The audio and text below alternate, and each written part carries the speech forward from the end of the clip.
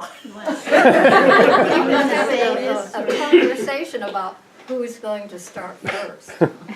Who will start first? And you notice who they're looking at. The one who is probably the least prepared, because I said, oh, well, I know that Paula will be prepared, and Roberta is working on it, I know, so I'll just come along and tag along, right?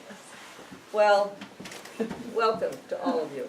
And I must say that we got set up, because if you listened to Jimmy and Everett and Andy last month, they are unsurpassable, they are unbeatable, they are a star act. And Roberta, you weren't here, Paula. Roberta and I were here, and we heard them, and we said, what? What? To us? So, please don't compare us, because we can never come up to their standards. They were really, really good. Well, Craftsbury, it's strange for me to now realize that I am one of the older people in Craftsbury. I never thought it would happen. And I look around and I am one of them. Roberta's a little bit older than I am, but not much. We were born the same year. We were in the same class in high school. Paula is much younger. I was in the first grade in 1941, and Paula was born in 1946. So she is much younger than we are. So I thought what we might do, if this meets with your approval, Roberta and Paula, we could talk a little bit about the town and physical changes, first of all, from when we were growing up and what it is now. Of course, the loss of farms is a biggie, and that's the first thing that comes into mind. And then we'll maybe talk about Loss of farms, is it? loss of farms, yes. Because when we were growing up, that was the main occupation, was farming. Oh, yes. And little by little and lot by lot, they have disappeared, and now I think there are, Jimmy, do you know, 3, 4, 5? Well, there are probably about 10 in all, a few super farms and 5 or 6 small. One in particular, still a 30-cow farm in town. Yeah. But that's about it. Yeah. So that would be one of the major differences. But there are others.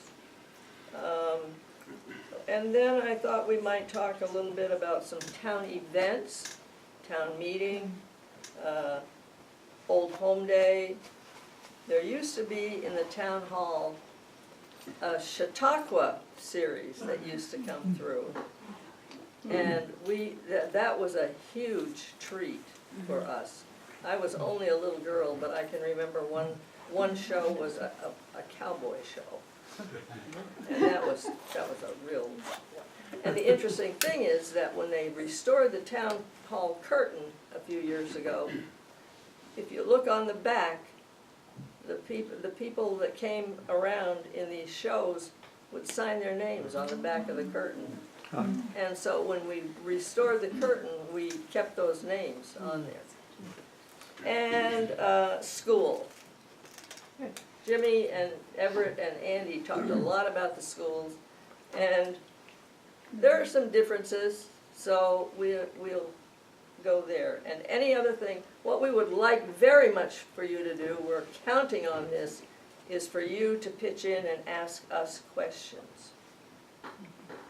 Because I know we won't hit on what you want to know about, so feel free to ask us questions.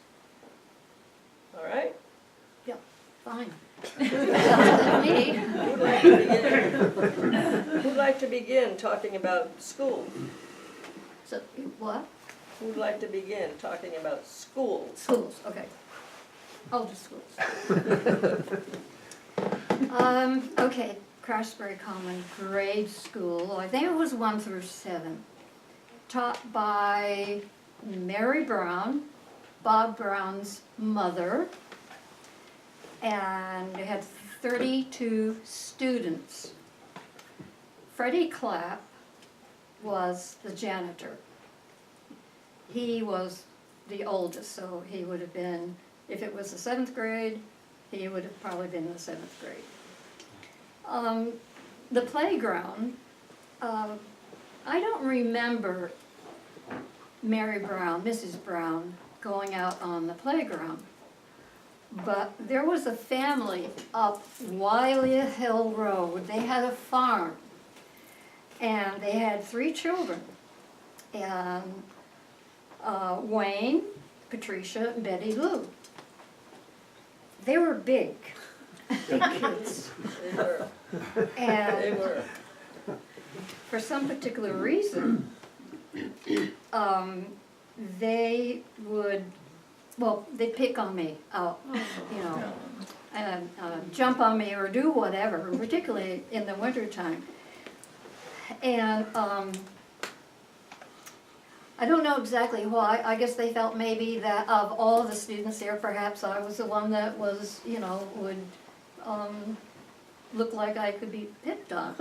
I don't know. I mean, I think my dress, well, of course, my mother wanted me to dress nicely. That, you know, like, maybe I was like Little Miss Prim, something like that. So that probably contributed to it. So then we moved to the village school. And you all know where the original village school is. I mean, it's still there. It's been renovated. And, but it's still there. And I think the 2 bathrooms are still downstairs. Yeah, that was something that they couldn't touch. It was a grant, you know, to help the renovations.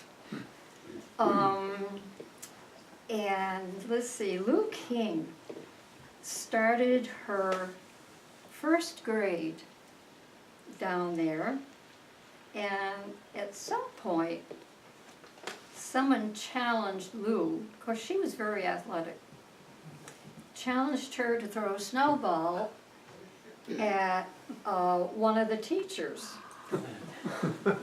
And Lou did, and got the teacher right in the face. That was sort of, the other thing that Lou remembered, I had no idea about this, but the bus situation, Irving Martin had a bus. And the bus was a cattle truck with benches on either side. And I think Hilda Simmons was teaching at that time, and you know, Lou said, and of course my mother was riding in the cattle truck too. Okay, so the classroom down there, the school down there had 2 classrooms. And I'm sure Ann can fill in a lot of this, but I think that Mary Brown had 1 through 3 in the classroom that faces the right.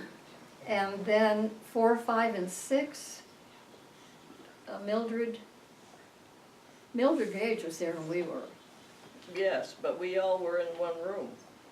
Yeah, but there was a 1st, 2nd, and 3rd grades, right? No? Yeah, first, it was when I started school, it was 1 through 8. Really? Yes, you came in 3rd.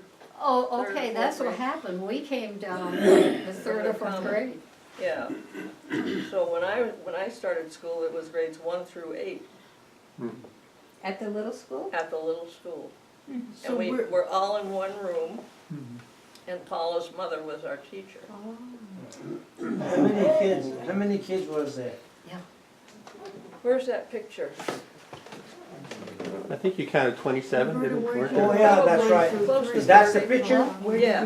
No, yeah, I counted 27 kids. Oh, that's No, probably about before you right. came here. That mean there was 27 kids to My one first teacher? grade? Yes, St. Johnsbury. all grades, all subjects. And we still learn something. I learned quite a lot, actually. I think that's more than 27, because that's grades 1 through 8. Yeah.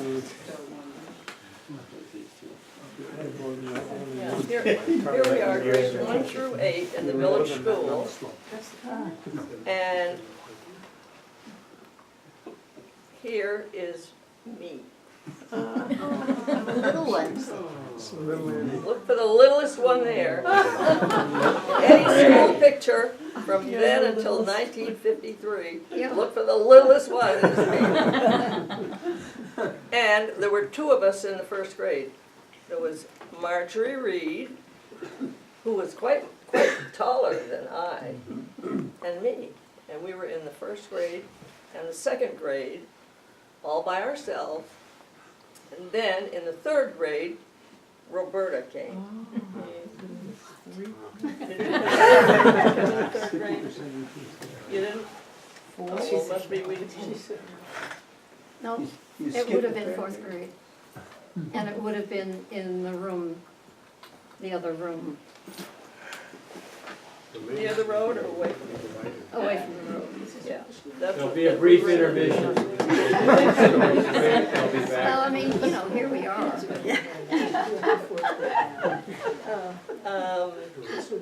So anyway, it was one teacher who was Paula's mother, here she is. She taught Yeah. all 8 grades. Well, yeah, All the same on the subjects. common. Yeah, there were 32 students. Was there, now, when I was in school, it wasn't with, well, Grammy there.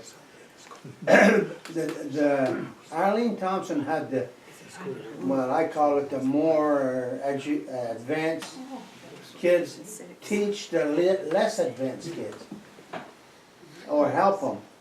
Did Oh. they have the same thing? Yes, there? we did.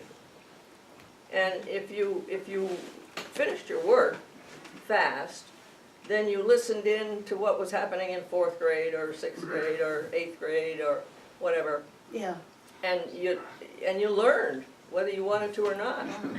But it was quite an interesting way to learn.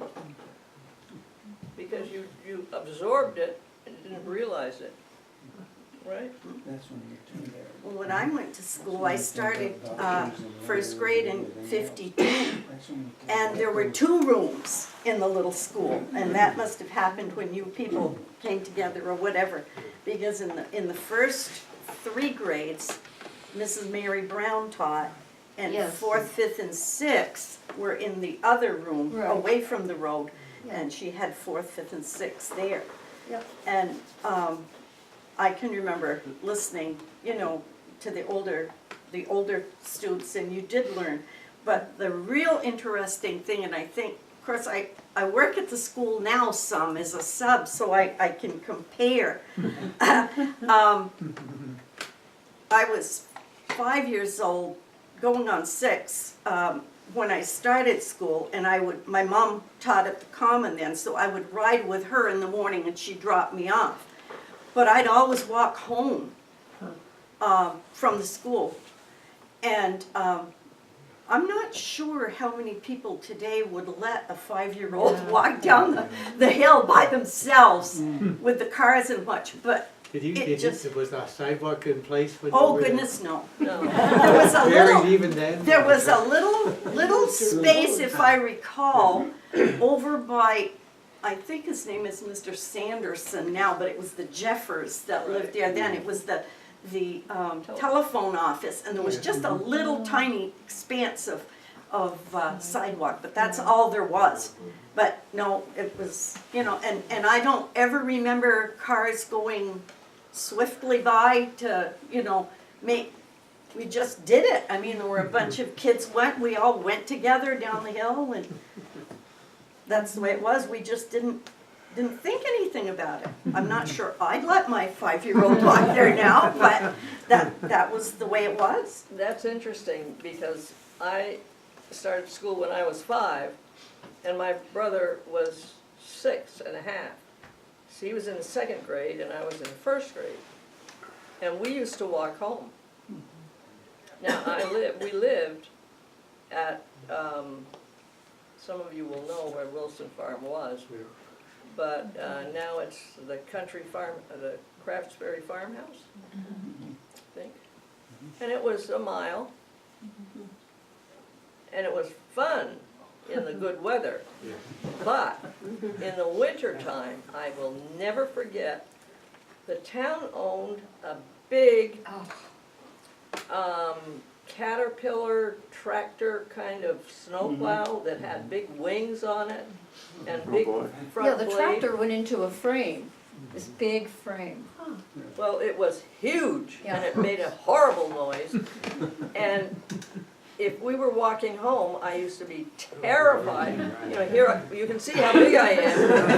And this thing would come up, and we'd be out in the country, like a half a mile, close to the East Craftsbury Road. And not a soul in sight, and except my brother and me, and this humongous machine coming after us, you know. And I used to be terrified of that machine. And I often wonder whatever happened to it. The town never owned that. Brewster's had the first snowplow in this town in 1929, a Caterpillar 30. But when you and I was in school, the town rented a TD9 International from Avon Atkins, and Louis Marcos ran it. And we did that until we bought the first grader in 1958. Would that have been that humongous Well, yes, it was Caterpillar big. thing? It looked big to a little girl, there's no question about that. It sounded big, and it looked big, and it was big. TD9 International was about a 50-horse tractor. They weighed about 7 or 8 tons. And it Wings had on both Caterpillar sides of them. tracks on it, right? And a very, very good machine in their day. I wouldn't know. I didn't stick around long enough to tell. And can you elaborate a little bit on the discipline that the teachers had? Paula's Back mother's ruler. When I was in school, we didn't really need discipline. I mean, you knew that if you misbehaved, you'd get it in school, and you'd get it when you went home. You know, if my father or my mother found out that I had misbehaved in school, there would be Even if you were tiny?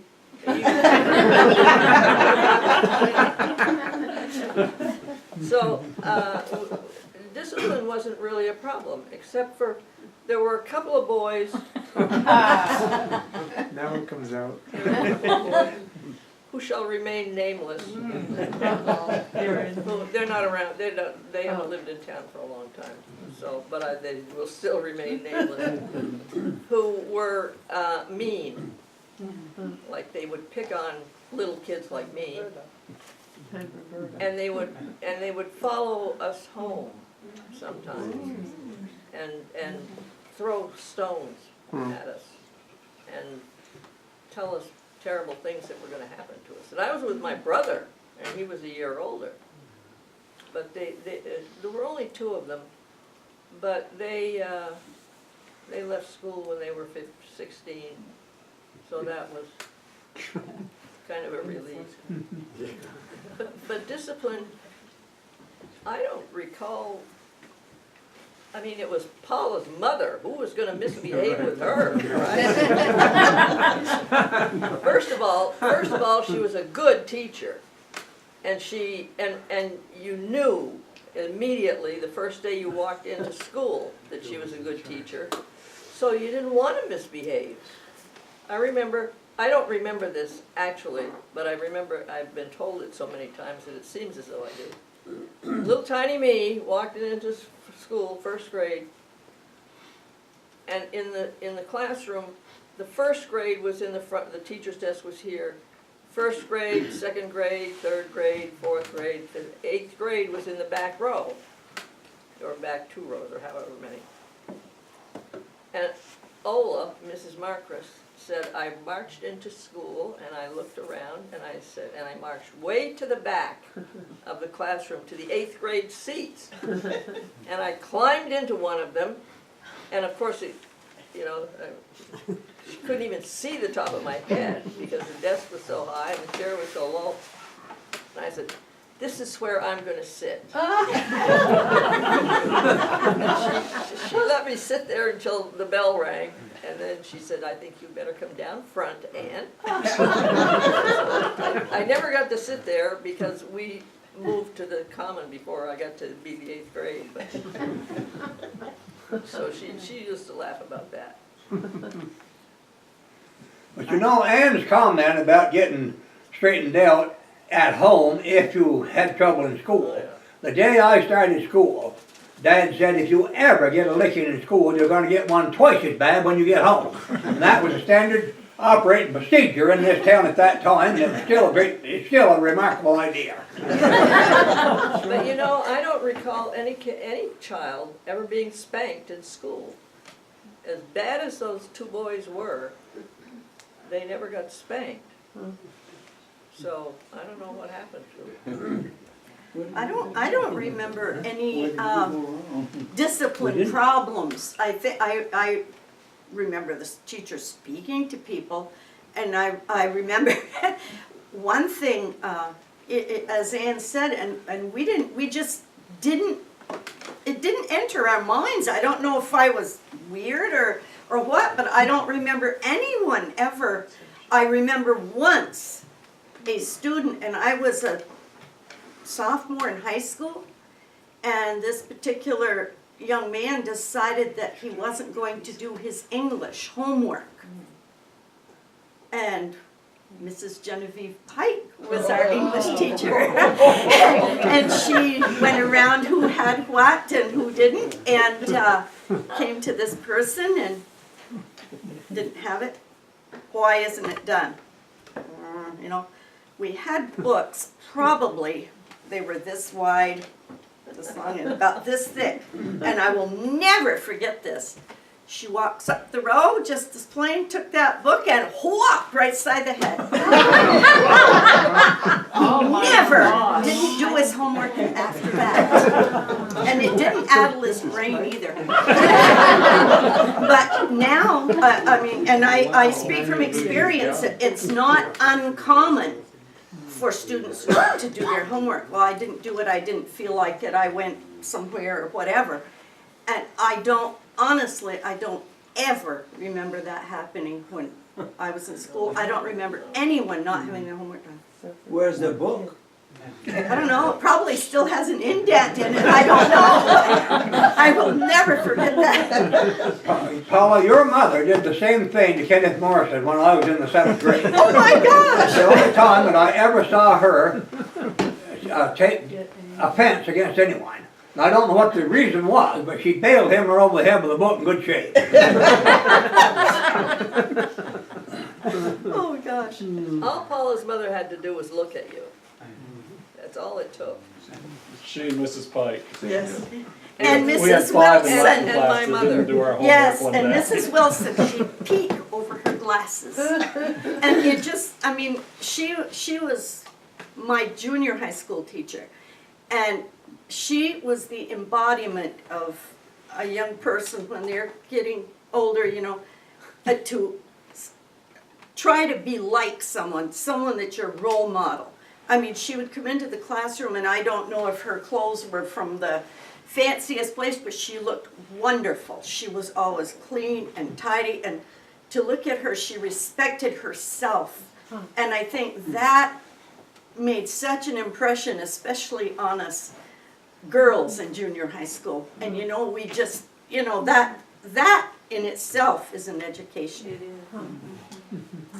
So. She gained my respect. And she never had to holler at anyone or anything, and we always like to get her off the subject of, things. She loved birds, and we'd say, oh, there's a whatever out the window, and oh, she'd drop everything. But we learned something. She'd somehow get history or something in while we were bird watching. So we didn't fool her at all. She used to laugh about that too. She said they thought they were distracting me when they would say, "Oh, Mrs. Wilson, there's a bird." She said they thought they were distracting me and they would not have to do their studies, but she said I knew exactly what they were doing, and I always got back at them. Always brought it around to. Well, could I mention that East Craftsbury, of course, they had their own grade school, and my aunt taught there, Dorothy Spalding Johnson.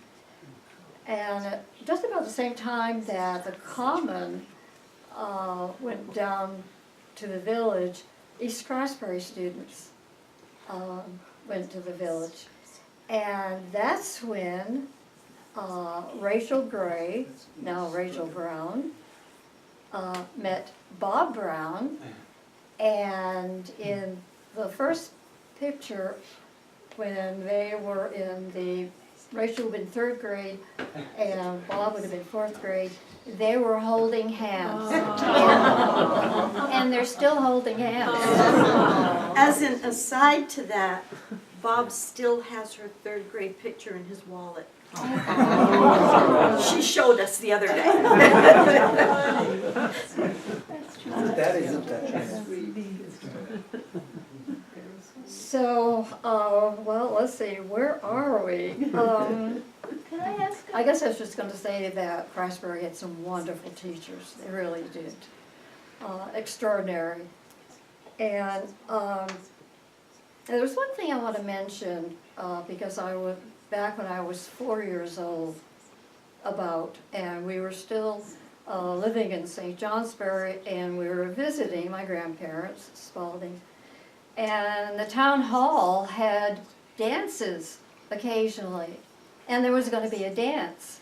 And so I wanted to go, and so I remember I had a sliver, and it's awful to take out a sliver. And my father said, if you let me take the sliver out of your thumb, you can go to the dance. So I went to the dance. This is the only thing that I remember. And I was about four or 5 years old.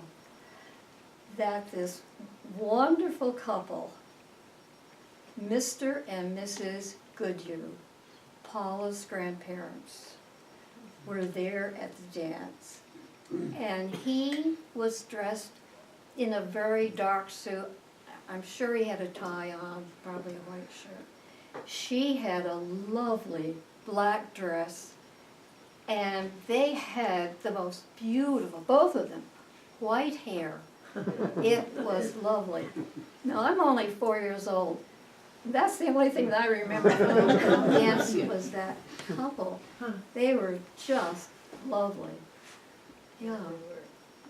I think he had curly hair. Oh, very curly. Oh, yeah, he had curly hair. Yeah. Did all of the teachers, were all of the teachers from Craftsbury, or did ever somebody come from afar?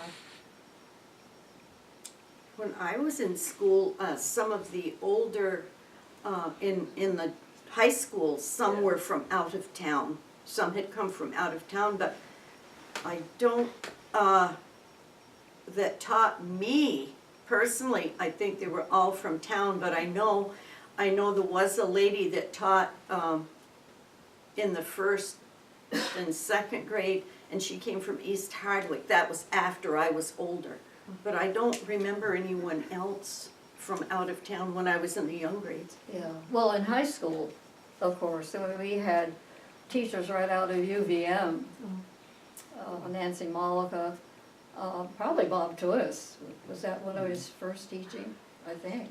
I think he Of course, Pete Johnson was the principal. So at one time, we had 4 teachers. No teachers, no nothing. maybe 3 or 4 cars in the parking lot. And, Irene. So, and Lois- She came Lois, and taught here. Lathe taught home ec, so there were 4 teachers. And And Aunt that, Sally taught music. what? Aunt Sally taught music. Oh, yes, Sally Clapp, taught music. And of course, she was excellent. She's very Mabel, well trained. You had a question. Yes, I did. She Um, would have come. You mentioned going down from the common to the village or going from East Craftsbury to the village. So there was a school on the common and yet the village was first grade through 8th grade. So what did you, what grades were on the common? 1 through 8. And then why did you go down to the village? There were different schools in different localities of the town. There were districts. There were There districts. 13, how many? Actually, Where's Yes. school But they were all- districts, 13 may have had school houses. I guess I misunderstood what you. Did that answer your question? Well, I misunderstood, no.